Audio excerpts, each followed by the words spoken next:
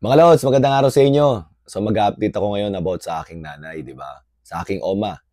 So kung mapapansin nyo, sa aking YouTube channel ay wala akong ganong post about sa kanya. Parang umabot ng 1 linggo. And the reason behind kasi, una, ayoko sanang sabihin sa inyo. Pero minsan pag naglalakad ako sa mall o kaya sa labas, may mga nanay na bumabati sa akin, "Uy, kamusta ka na? Bakit wala ka ng update sa YouTube mo? Nakasubscribe kami sa'yo." So medyo marami na nagtatanong. That's the reason why nagdesisyon ako na i-share sa inyo kahit papaano ng konti. So ang nangyari sa nanay ko is nagkaroon siya ng konting car accident na naman. So nung dati 'di ba parang nabanggit ko sa inyo nagkaroon siya ng car accident dahil sa dulas ng kalye, dahil sa snow, 'di ba? Ngayon naman, hindi ko na gaanong i-elaborate sa inyo. Pero medyo major damage yung nangyari talaga sa kotse niya.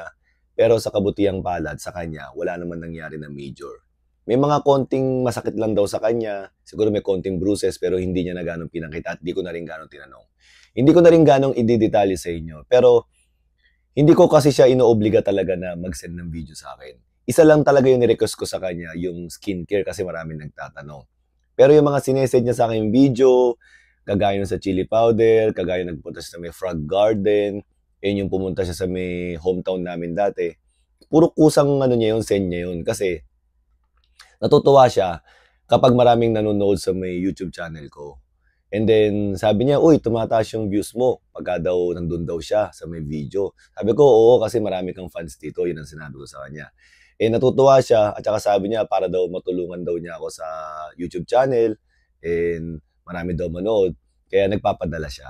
So, medyo natigil yun dahil nga, nadisgrasya nga siya at ayoko naman gano'n siyang obligate about do'n.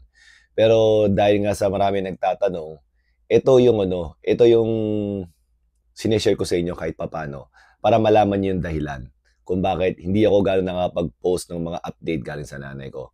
Pero nag-uusap kami, okay? Nag-uusap kami palagi and then nakakapasok naman siya ng trabaho. Minsan meron lang daw masakit sa paa niya kasi parang siguro dahil sa disgrasya, medyo may konting bruise na nangyari sa paa niya. Pero nakakalakad naman siya ng diretso, nakapagtrabaho naman siya ng maayos. So ayun yung update about sa nanay ko.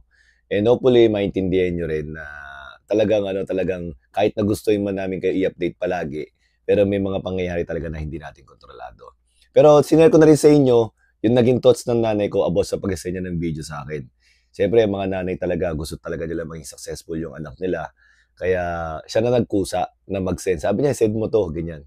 And actually, di ba sinabi ko sa inyo yung about sa skincare? Yun lang ang tanging ni-request ko sa kanya kasi ang dami niyo nagre-request about sa skincare niya. So sabi niya, "Talaga ba? Gusto ba niya yun?" "O sige, isa-isahin ko," ganyan. Sabay naghilamos siya, sinend niya sa akin. And then meron pa siyang alinlangan ng konti. Sabi niya ganun, "Ano ba yan? Ipo-post mo ba yan? Ipapakita mo ba sa YouTube yan, ganito?" Sabi ko, "Oo, pero kung ayaw mo, hindi ko siya ipo-post." Sabi ko sa nanay ko, siyempre irerespeto ko yung ano niya. Sabi niya, "Nakakahiya, pero sige, i-post mo para sa mga fans ko." Gumanon siya. So natawa ako. Sige, sabi ko, ipo-post ko, sabay panoorin mo na lang. And then natutuwa naman siya sa mga comment. Siyempre may translation naman, 'di ba? Pwede mong pindutin yung Google Translate do sa may YouTube. So mga lods, ayun yung update about sa nanay ko. But don't worry, ayos ang nanay ko, nagkakausap kami. Ang sabi lang niya, medyo malaki yung gastos kasi yung ibang gastos daw sa may coach niya ay hindi raw covered ng insurance dahil kung paano nangyari yung disgrasya. Pero ang mahalaga sabi ko, ikaw, nasa mabuti kang kalagayan. Tinanong ko rin naman siya kung gusto niyang tulungan ko. Sabi ko, "Hindi, tulungan kita." Sabi niya, "Hindi, I can handle this." Well, mga lods, sana kahit papaano nag-enjoy kayo sa update natin kahit na medyo meron kayong nalaman ng konting bad news. Pero in every bad news naman, may good news naman. Ang good news is okay siya. O ilang mga lods, magandang araw sa inyong lahat.